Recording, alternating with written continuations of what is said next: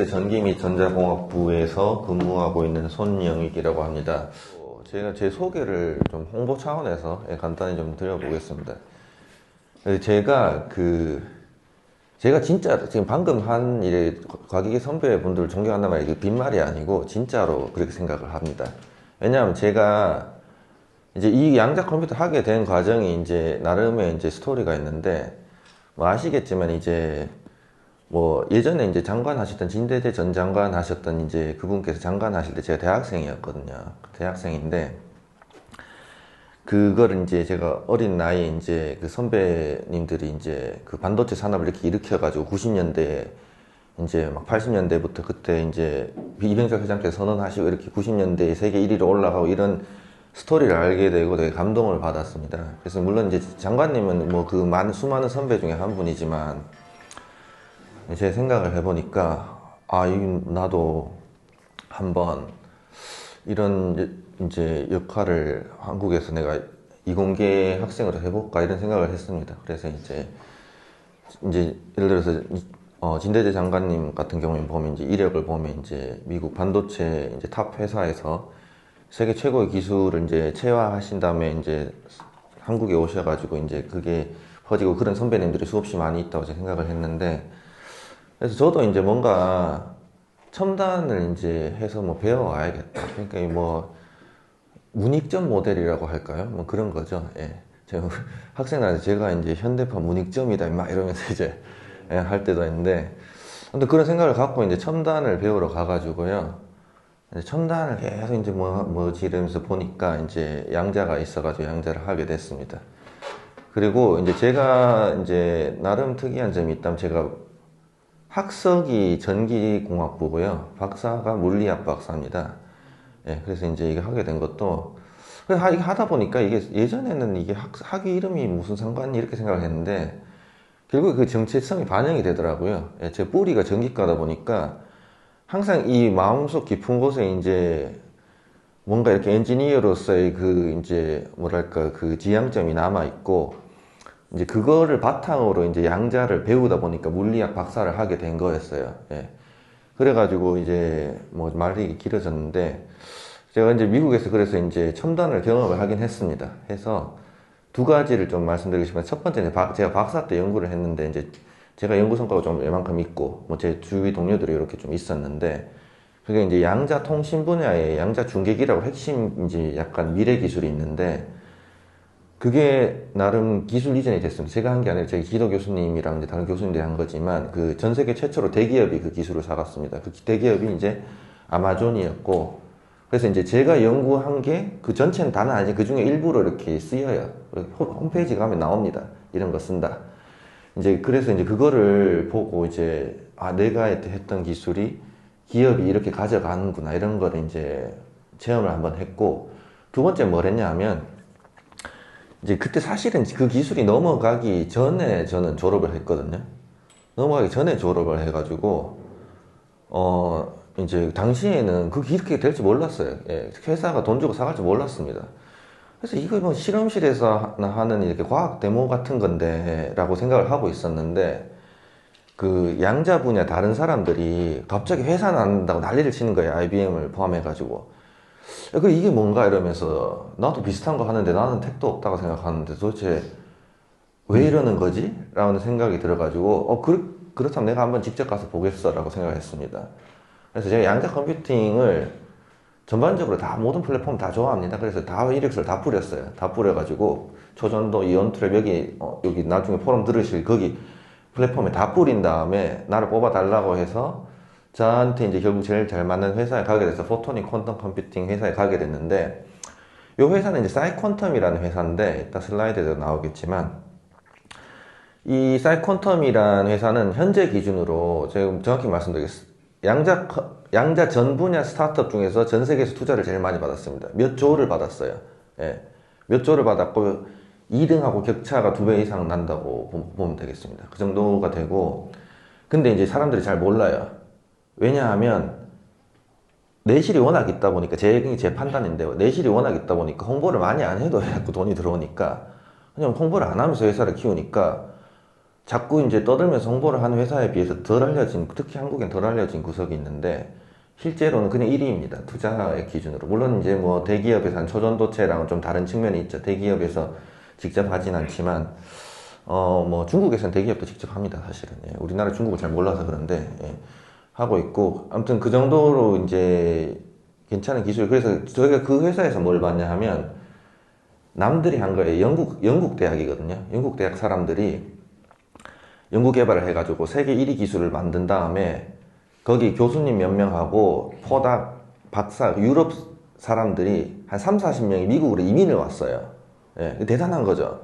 3, 40명을 어떻게 내가 하는 비전을 같이 우리 한번 해보자 이러면서 이사를 외국에 시키는 게 이게 보통 일이 아닌데 이게 어마어마하거든요. 굉장한 리더십을 갖고 있습니다. 그 CEO. 제가 대단히 존경하는데 아무튼 그런 일이 있었고 제가 그 회사 안에서 뭘 봤냐 하면 그 연구실에서 남이 이제 만든 거죠. 남이 만든 걸 연구실에서 이렇게 만든 거를 어떻게 인더스트리로 가져와서 키워내는지 그거를 이제 몇 년간 봤어요. 보고, 그러니까 두 가지 경험을 했죠. 제가 했던 게 이제 남이 사가는 거를 이제 경험을 했고, 남이 했는 거가 회사에서 어떻게 했는지 그 회사 안에서 봤습니다. 예. 그래서 이런 경험을 바탕으로 저는 이제 나름의 자신감이라면 첫 번째 광기반 양자 컴퓨팅 기술에 대해서 그 누구보다 잘한다. 개인적으로는 한 세계 10등 정도는 된다 보고 있습니다. 이해도가. 예, 광기반 양자 컴퓨팅. 예. 왜냐하면 그걸 만든 회사에 계속 몇 년 있었으니까요. 그것도 제가 좀 약간 핵심 파트를 했거든요. 예. 그리고, 두 번째는 이 경험 때문에 이제 이 기술이 원천 기술이 이제 인더스트리로 가는 거에 대한 이해도가 이제 양자 분야 내에서 상대적으로 높다.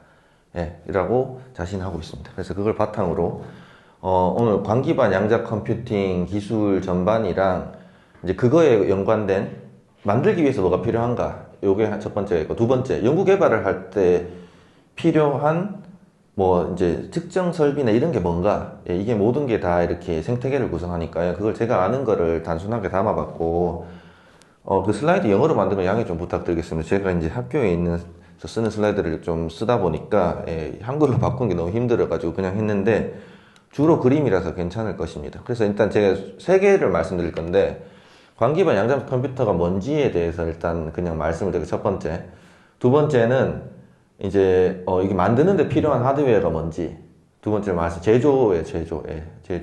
그 세 번째, 그리고 이걸 측정하는 데 필요한 설비가 뭔지 말씀드릴 겁니다. 참고로 저는 대단히 이제 제조업에 뿌리를 둔 사람입니다. 제가 이제 박사 때 한 거는 클린룸에 이제 7일 중에 6일 동안 출근하는 학생 있잖아요. 그런 스타일이었습니다. 가면 이제 화장실 안 가고 참고 계속 이제 공정하고 이런 식으로 이제 다이아몬드 공정을 많이 했었고, 회사에서 있을 때는 그 팹리스 모델로 했습니다. 칩 설계하고 칩 돌아오면 측정하고 이런 일을 했었습니다. 그래서 전반적으로 이해를 좀 잘 하고 있는데, 그래서 이제 범용 양자 컴퓨터에 대해서 먼저 말씀드릴게요. 이 영어가 이제 유니버설이 범용이란 건데, 범용이 별 뜻이 아니고 우리 지금 갖고 있는 컴퓨터가 범용이거든요.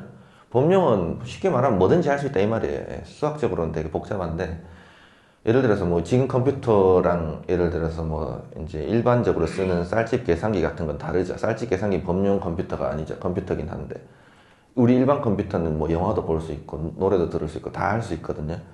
그래서 학술적으로 범용이라고 하는데, 양자도 양자 정보 처리를 뭐든지 다 할 수 있으면 범용이라고 그럽니다. 그래서 이제 소위 신문에서 말하는 소인수분해를 하고 뭘 할 수 있다 뭘 할 수 있다, 이게 모든 거는 범용 양자 컴퓨터예요. 예. 그래서 양자 컴퓨터가 뉴스에 막 나올 때 범용인 놈이랑 아닌 놈이 있습니다. 예. 아닌 놈이 나쁘다는 게 아니에요. 아닌 거는 일종의 쌀집 계산기 같이 특수한 용도가 있는 거예요. 공학용 계산기. 예, 무슨 뭐 그런 것처럼 컴퓨터의 일종이긴 한데 특수한 이제 용도가 있는 거고, 범용 양자 컴퓨터는 그야말로 소인수분해니 뭐니 이런 걸 할 수 있는 게 범용이라고 그럽니다. 그럼 범용 양자 컴퓨터를 만든 하드웨어 기술 후보가 있는데 이거를 제대로 아는 사람은 잘 없습니다. 제가 그래서 제대로 준비를 했습니다. 일단 이 세 개를 아셔야 됩니다. 세 개를. 자, 영어로 Circuit Based Quantum Computing, Adiabatic Quantum Computing, 마지막으로 Measurement Based Quantum Computing, 이 세 가지로 대충 분류를 할 수가 있어요. 요 세 가지는 하드웨어랑 하드웨어 관계가 없습니다. 그냥 수학적으로 이런 아키텍처면 범용 양자 연산을 할 수 있다 없다가 논문으로 다 증명이 돼 있어요. 그리고 이 세 개는 이제 대등합니다. 이렇게 학술적으로 서로 간에 이렇게 아키텍처를 이렇게 교환할 수가 있어요. 예, 그거를 이제 좀 멋있는 말로 하면 그냥 이제 서로 시뮬레이션 할 수 있다 이런 학술적인 말로 표현하는데 쉽게 말해서 같다 이겁니다. 예.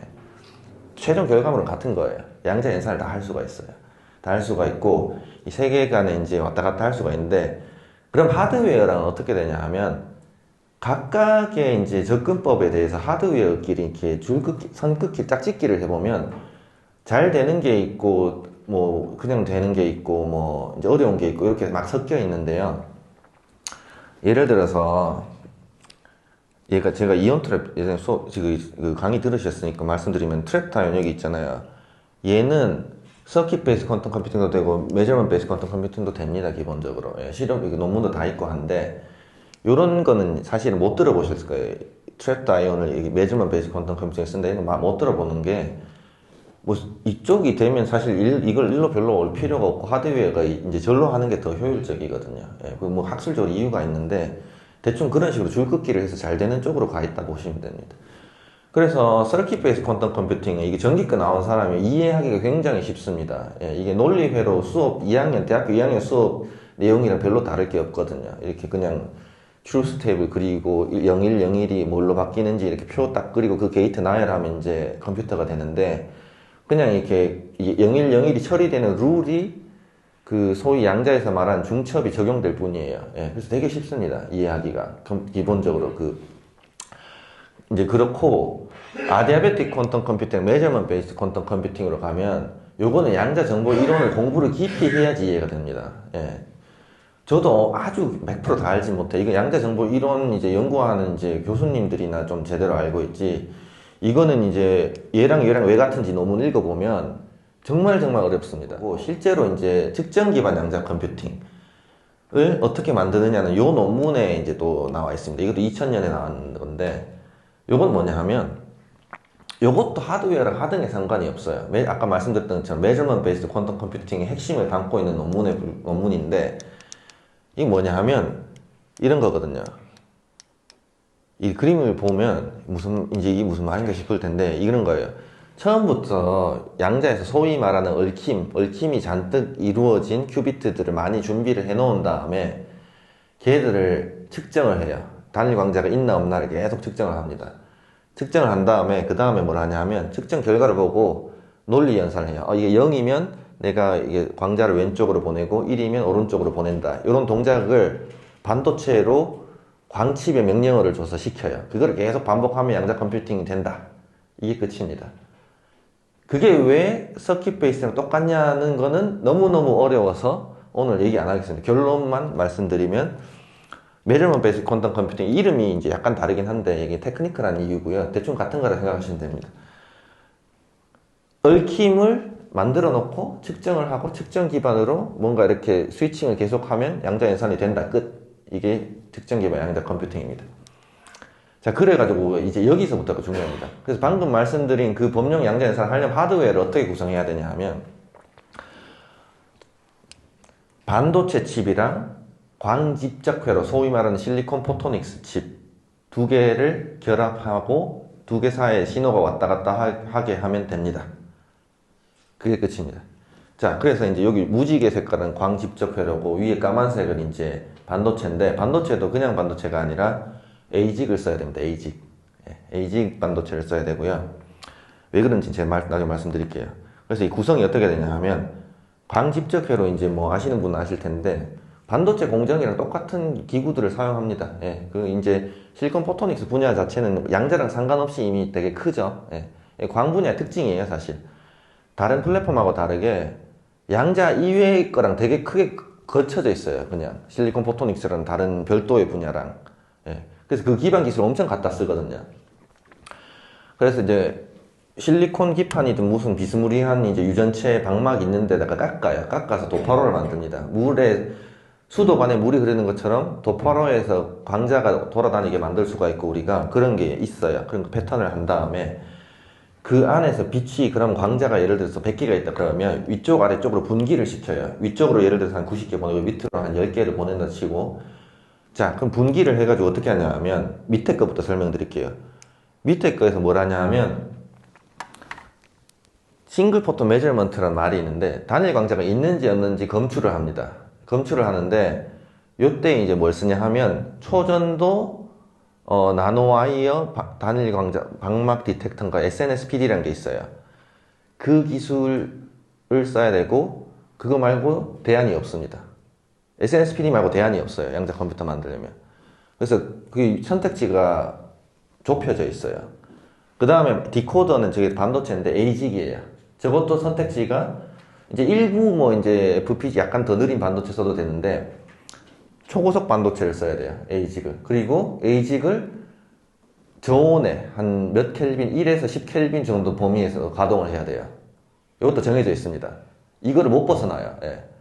이 조건을 못 벗어납니다. 그건 이제 학술적으로 보면 다 얘기가 되고. 세 번째로 이제 제일 마지막은 뭐냐 하면, 자, 그러면 단일광을 측정했어요. 그럼 이게 전기 펄스가 뜨고, 전기 펄스가 ASIC으로 들어오고, ASIC은 이제 논리 연산 기능을 갖고 있어가지고, 아, 이게 0이면 왼쪽, 1이면 오른쪽, 이런 명령어를 사각 펄스로 광칩, 저기 무지개 색깔 광칩에 보내는데, 광칩은 스위치입니다. 광자가 왼쪽으로 갈지 오른쪽으로 갈지 결정할 수가 있는데, 광 스위칭도 하드웨어가 기술이 여러 개가 있거든요. 뭐 기계적으로 하는 거, 열로 하는 거, 뭐 이래저래 있는데, 이것도 선택의 여지가 없이 소위 말하는 포켈스 효과라고 광전 효과, 전기장을 가했더니 유전율이 바뀌는 거, 그 방법밖에 못 씁니다. 왜냐? 속도 때문에요.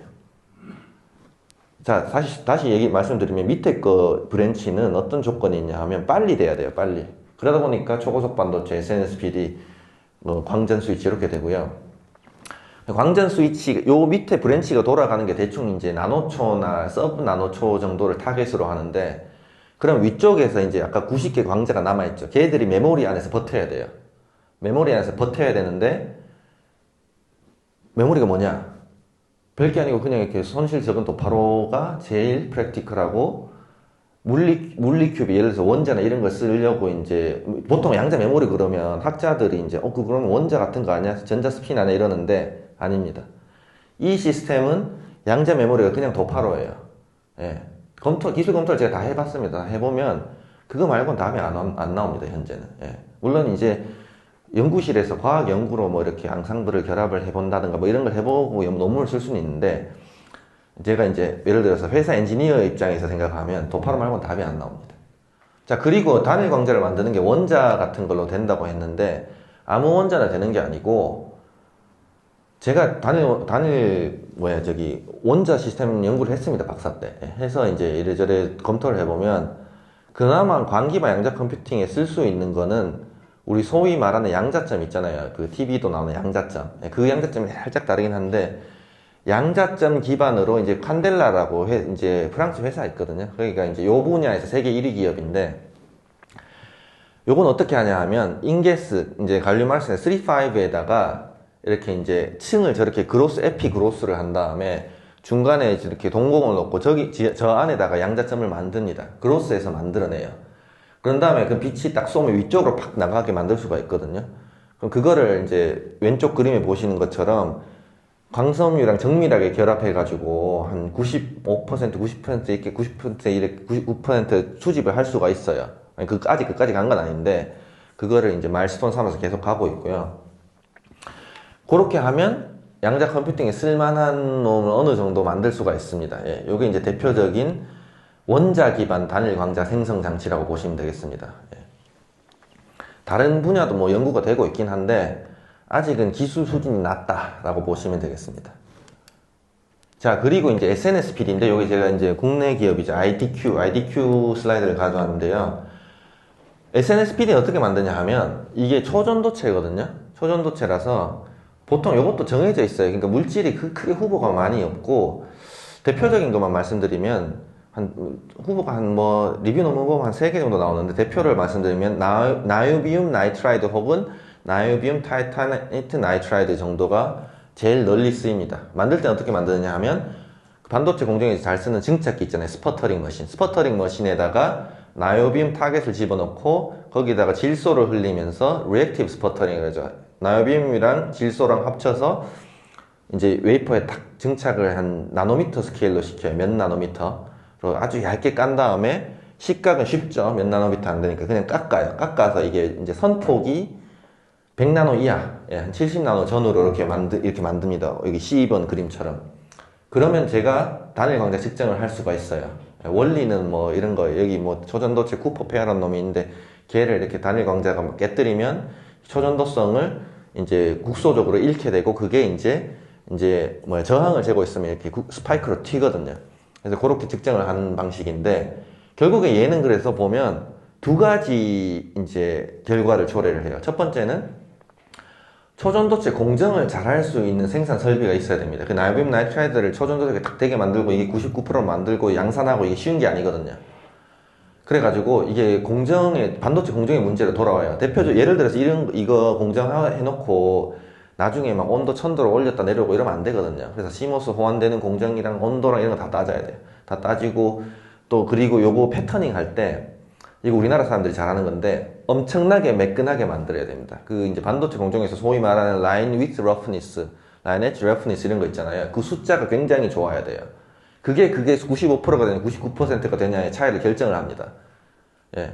그래가지고 사실은 그게 이제 제가 예전에 듣기로 우리나라 삼성이 그 리소를 세계에서 제일 잘하는 기업이라고 이제 생각하는 사람들도 있더라고요. 리소 전문가한테 물어보면. 그래서 이제 사실은 국내에서 이런 거를 만들었을 때 우리만 99%를 만드는 게 될 수도 있어요. 우리가 리소를 제일 잘하면. 네, 그런 것입니다. 예. 그래서 SNSPD는 그런 공정이 있고 두 번째 문제는 냉각기랑 연결이 돼요. 이 실험을 제대로 하고 개발을 하고 머신을 만들어서 돌리려면 초전도체니까 저온에 들어가야 되는데 여기서 잠깐 조심해야 되는 게 초전도체라고 다 같은 게 아닙니다. 예. 초전도체라도 TC, 예, 임계 온도가 다 달라요.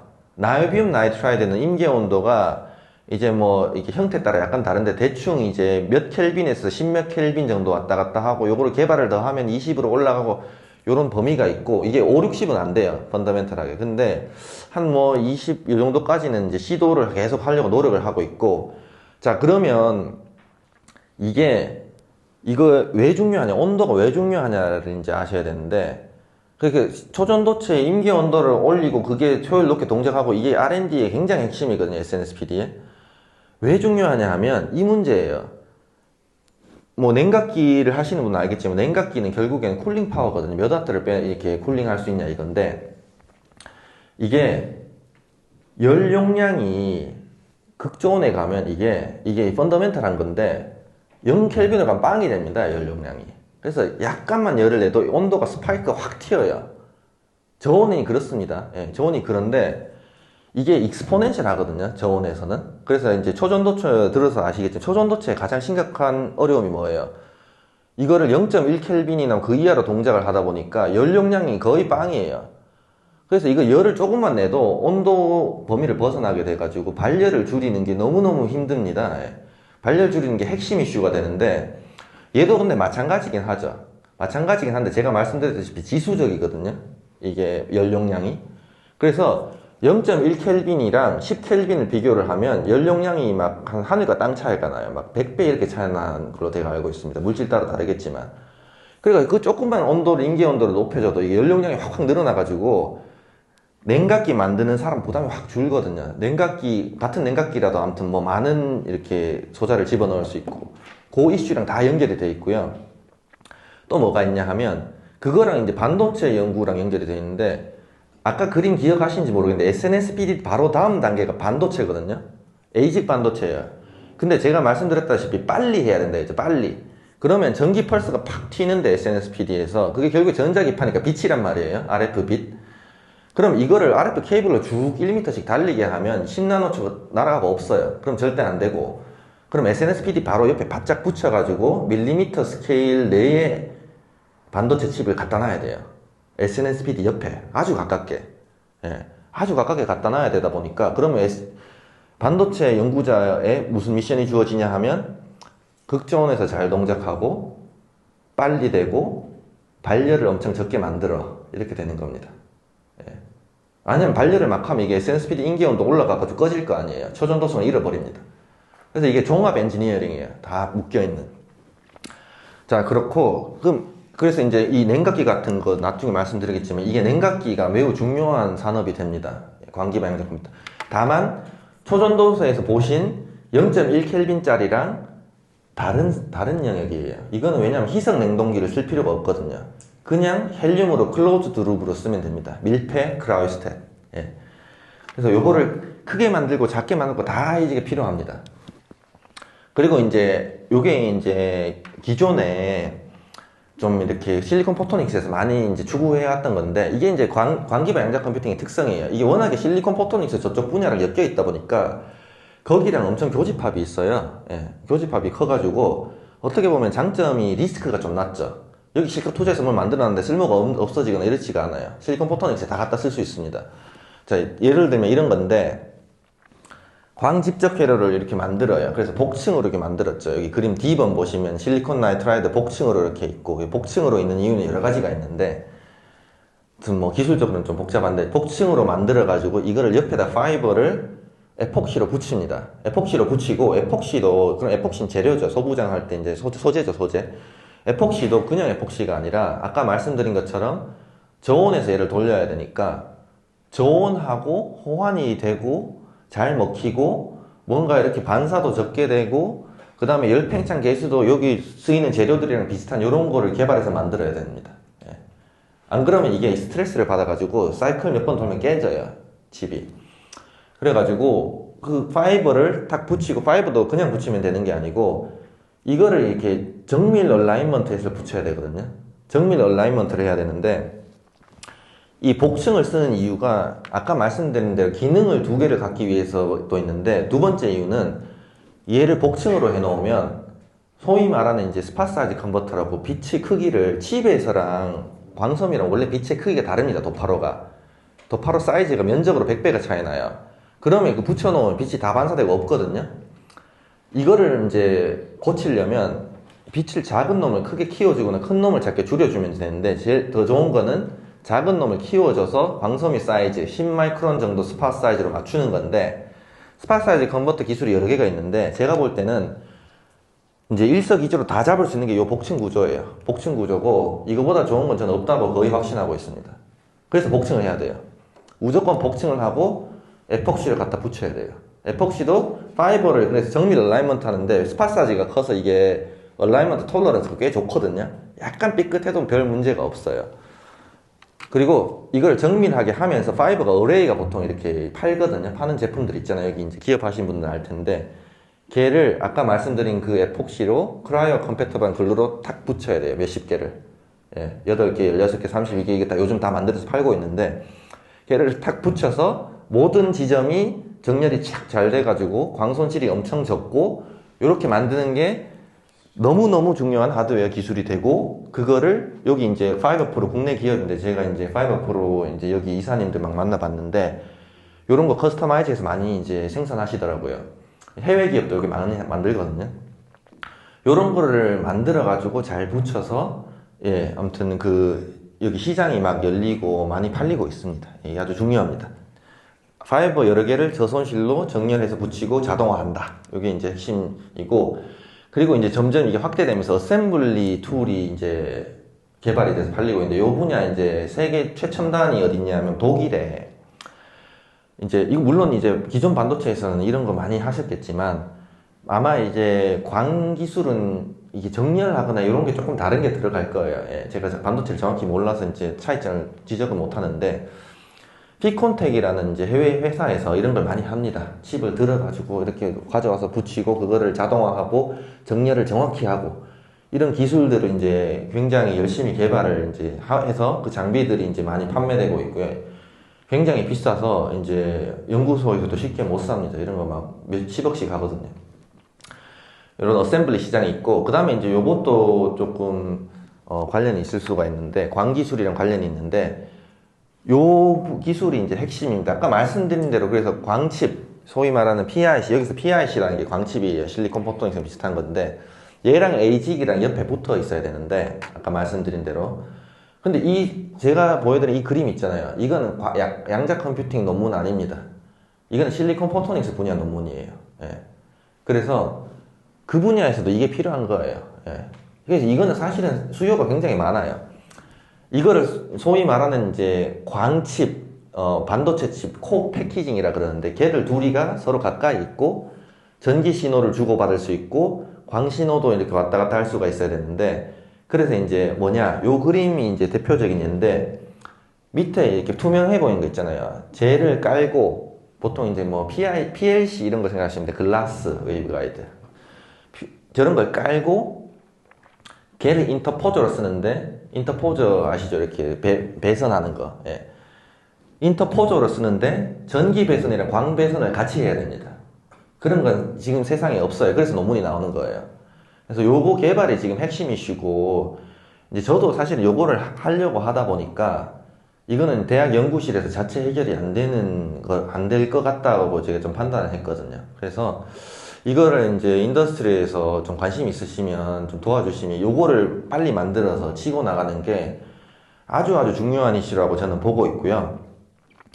이 단면 보시면 알겠지만 이런 겁니다. 여기 밝은 노란색은 전부 다 금속 배선이고 젤을 이제 글라스 PLC에다가 뚫어서 비아로 뚫어서 만들거든요. 만들어가지고 밑에 이제 본딩 하는 거고 저기 파란색으로 된 게 웨이브 가이드예요. 여기 파란색으로 이렇게 평행하게 가는 게. 저게 이제 저 PLC 위에서 막 달리거든요. 글라스 위에서. 그런 의미에서 이게 이제 코 패키징이고 그 코 패키징이면서 그 인터포저를 두 개를 동시에 만족시켜야 되는 기술이에요. 그래서 요 논문은 올해 출판됐습니다. 올해 출판됐고 실리콘 포토닉스 시장 때문에 계속 되고 있는 건데 양자 컴퓨팅도 똑같은 놈이 필요하고 스펙을 좀 더 좋게 할 필요는 있어요. 실리콘 포토닉스보다 광 손실이나 이런 측면에서. 근데 제가 이거는 파이버 프로 이제 이사님한테 물어봤는데 이런 걸 이미 시도를 해봤는데 굉장히 어렵다라고 하셨어요. 어렵고 쉽지 않고 이거를 갖고 있는 사람은 많이 없다. 이렇게 생각하시면 되겠습니다. 그리고 이제 요거를 R&D를 하면서 필요한 이제 뭐 소부장 이런 것들도 좀 말씀을 드릴 수가 있는데 요게 굉장히 큰 시장입니다. 이게 이제 요 대표적으로 회사를 그냥 찾아보시면 될 텐데 그 폼팩터라는 회사가 있고요. 폼팩터에 캐스케이드라는 머신이 있는데 그냥 그거의 반도체 측정 장비예요. 그랑 똑같은 건데 광 측정 장비라고 보시면 됩니다. 반도체 측정 장비는 이런 거죠. 옮겨서 프로브 내리고 이래서 막 측정하고 이런 건데 광 장비는 이제 좀 더 골치 아파요. 이게 왜냐하면 광 신호랑 전기 신호를 동시에 가야 되거든요. 근데 광 신호는 측정할 때 이렇게 얼라이먼트 재현율이 되게 좋아야 돼요.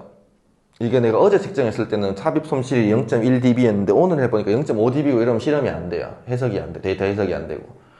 그래가지고 고속으로 높은 정밀도로 정렬을 해가지고 측정 자동화를 할 수 있는 시장이 이게 리딩하고 있는 기업이 폼팩터인데 폼팩터 캐스케이드가 이제 웨이퍼 스케일로 막 이렇게 300mm 웨이퍼 막 하는 것도 있고 그거보다 작은 게 칩 스케일로 막 하는 거 오른쪽에 있는 이런 것도 있고 한데 거기가 지금 이제 장비 이제 시장에서 상당히 이걸 연구 개발하는 데 있어가지고 중요한 위치를 차지를 하고 있습니다. 이제 여기 마지막인데 여기 마지막이 뭐냐면 크라이오스탯을 제가 좀 말씀드려야 되는데 크라이오스탯을 그래서 이제 제가 크라이오스탯을 좀 썼었는데 대충 방식이 이제 그 희석 냉동기 말고 1켈빈, 4켈빈, 10켈빈 요 정도에서는 이제 헬륨을 쓰면 되는데 헬륨이 크게 이제 헬륨을 계속 소모하면서 이렇게 돌리는 컨티뉴어스 플로우라는 게 있고 클로즈드 룹이 있어요. 클로즈드 룹은 헬륨을 소모를 거의 안 합니다. 그래서 클로즈드 룹을 이제 선호를 하는데 왜냐면 이게 컨티뉴어스 플로우는 해보니까 유지비 너무 이렇게 계속 재료비가 많이 들어요. 그래가지고 좀 초기 구축 비용은 싸지만 부담스러워서 안 하고 클로즈드 룹을 사람들이 많이 사는데 클로즈드 룹 크라이오스탯을 지금 이제 몬테나라고 미국 기업이 거기 거의 독점을 하고 있는데 너무 비쌉니다. 한 2, 3억 정도를 줘야 살 수가 있는데 안에 있는 내용물 자체는 어떻게 보면 좀 목적은 되게 좀 단순한 편이에요. 저기다가 칩을 넣어서 냉각을 이제 1켈빈, 4켈빈 뭐 요 정도 수준에서 해주고 그 안에 이제 전기랑 광섬이 피드스루 신호가 쭉 들어갔다 나왔다 이게 IO가 생겨야 됩니다. 예.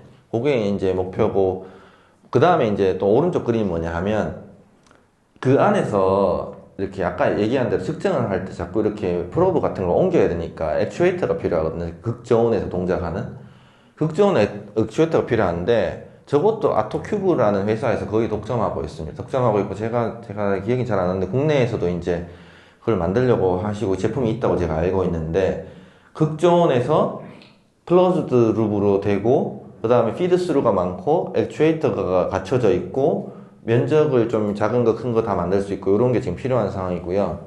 이제 이게 마지막에 이제 크라이스텟의 사이즈에 대해서 조금 코멘트를 하면 실험실에서 물론 뭐 이 정도 되는 거를 다 갖고 저도 그런 걸 갖고 실험을 하는데 이제 뭐랄까 그 아주 작게 만드는 수요랑 아주 크게 만드는 소요가 동시에 존재를 합니다. 아주 작게 만드는 수요는 뭐냐 하면 이런 것 같아요. 제가 이제 그 김태현 교수님 트랩타이언에서 등장했는지 모르겠지만 거기는 베큐음을 작게 만드는 걸 하거든요. 소부장 쪽에서 장비 쪽에서 베큐음을 작고 싸고 아주 좋은 베큐음을 이제 만드는 이제 그런 일들이 일어나고 있는데 크라이스텟도 소형화를 하면 상당히 좋습니다. 왜냐하면 이게 광기반 양자 컴퓨팅 기술이 SNSPD를 결국엔 돌리려면 몇 켈빈 정도가 필요한데 이 크라이스텟이 크고 옮기기 불편하면 결국에는 무슨 군에서 요구하는 뭔가 이동 편의성 이런 게 안 돼요. 그런 게 안 돼서 좀 뭔가 이동이 그나마 될 수 있는 기술로 가려면 크라이스텟을 좀 옮기기 편하고 휴대하기 쉽게 만드는 거에 대한 수요가 존재할 수 있다고 저는 보고요. 아주 크게 만드는 거는 실제로 제가 있던 회사에서 지금 하고 있는데 광기반 양자 컴퓨팅을 이제 소인수분해가 되는 수준으로 만든다고 이렇게 가정하고 계산을 해보면 설비의 사이즈를 계산을 할 수가 있어요. 예. 그러니까 내 컴퓨터가 창고 몇 제곱미터에 들어가는지 계산을 다 해놨습니다. 그 사람들이 다 해놨는데 어느 정도가 나오냐 하면 데이터 센터급이 나와요. 아주 큰 그러니까 요런 방이 한 몇 개가 있고 거기가 엄청나게 이제 냉각이 많이 된 집들이 있어야 돼가지고 그거를 제가 전문가는 아닌데 크라이오 플랜트라고 해가지고 그 이제 사이콘텀 회사의 홈페이지 가서 보면 크라이오 플랜트를 만들겠다는 청사진이 회사 홈페이지에 딱 나와 있어요. 딱 나와 있고 그 부지를 이제 미국의 일리노이 주에서 제공을 합니다. 싼 값에. 예. 그래가지고 이제 양자 컴퓨터가 점점 발전을 해서 광기반 양자 컴퓨터가 범용으로 가려면 크라이스텟에서 이제 크게 만들고 냉각 파워를 확 늘리는 이제 게 필요한데 이제 제가 뭐 현실적으로 국내 사정 위주로 좀 판단을 한다면 이런 건 있죠. 이게 제가 이 연구를 하지만 학교에 있잖아요. 인더스트리에서 심각하게 막 몇백억, 몇천억을 갖고 할 수준에까지 우리나라 기술이 도달을 못 해가지고 그런 일을 벌일 만한 준비가 좀 안 돼 있어요. 근데 우리도 그 사이콘텀 하는 것처럼 한국이 광기반 양자 컴퓨터를 범용을 만드는 시대가 만약에 온다 그러면 그 일이 반드시 필요하게 됩니다. 예, 그걸 피할 수가 없어요. 그 계산을 해보면 다 계산이 돼 있습니다. 계산해보면 면적을 이 지금 방보다 몇 배 더 큰 거를 크라이오로 이제 쿨링 파워를 가득 채워야 되고 기존에 존재하는 크라이오 플랜트 제가 알고 있기로는 저기 유럽에 있는 입자 가속기 이런 거 있잖아요. 거기 되게 큰 면적을 쿨링 파워를 갖는 크라이오 플랜트 이런 거 쓴다고 들었는데 그거만큼은 아닌데 그거보다 조금 못한 수준의 크라이오 플랜트를 만들면 된다고 제가 좀 들어서 알고 있습니다. 그거랑 유사하게. 예. 그래서 예, 오늘 이걸로 마치겠고요. 예, 들어주셔서 마지막으로 제가 홍보를 하나 더 할게요. 제가 사실은 발표를 한 번 더 하고 싶기도 한데 왜냐하면 방금 말씀드렸던 것처럼 이게 공정이랑 완전히 붙어 있어요. 제가 말씀드린 모든 스토리가 특히 광칩이 그런데 리튬 나이베트, 리튬 탄탈트 이런 거 있으면 리튬 나이베트, 리튬 탄탈트 깎아야 되거든요. 깎아서 도파로 모양을 만들고 증착도 하고 뭐 이런 걸 다 해야 되는데 반도체 공정에 쓰는 모든 걸 해야 되는데 그런 걸 하고 그래서 칩을 어떻게 만드냐 여기서 복층을 만드냐 마냐에 따라서 파이브랑 붙었을 때 손실이 얼마나 이런 게 다 결정이 돼서 모든 게 공정에 몰려 있어요. 실리콘 나이트라이드 얼마나 저손실로 증착할 수 있냐 모든 게 공정에 몰려 있어 가지고 공정을 잘 해야 되고 그 공정을 잘 하기 위한 특화된 반도체 장비가 들어야 되고 그러니까 반도체에서 안 쓰는 장비를 뭘 발명해야 되고 이런 건 전혀 아닙니다. 기존에 있는 반도체 장비를 양자에 맞게 잘 구성해서 활용하면 돼요. 예를 들어서 나이비움 나이트라이드 증착을 어떻게 하면 된다 말씀드렸던 것처럼 그래서 이제 그런 거를 하기 위해서 저희가 이제 저희 학교에서 올해 중순 여름쯤에 봄에 과제에 선정이 됐는데 카이스트 이제 퀀텀 팹이라 그래가지고 이제 건물도 새로 짓고 한 200억짜리 건물 새로 짓고 장비도 한 뭐 180억 정도 사서 이제 들어가고 뭐 요런 일을 하고 있거든요. 근데 그 장비를 사서 넣고 이 모든 일이 제가 오늘 말씀드린 모든 것과 연결되어 있어서 아주 이제 좋은 적층이 여기서 생산될 수 있는 거를 이렇게 그 블루프린트를 갖고 광기반 양자 컴퓨팅 연구가 같이 진행된다 이렇게 보시면 되겠고요. 그럼 이제 제가 아까 말씀드린 대로 사실 공정을 제가 학생 때 많이 한 사람으로서 그럼 공정 이슈랑은 뭐가 연결되고 무슨 장비를 써야 되고 이런 것도 길게 말씀드릴 수는 있는데 그거는 성격이 좀 다르니까 다음 기회가 있으면 발표를 하도록 하겠습니다. 예, 들어주셔서 감사합니다.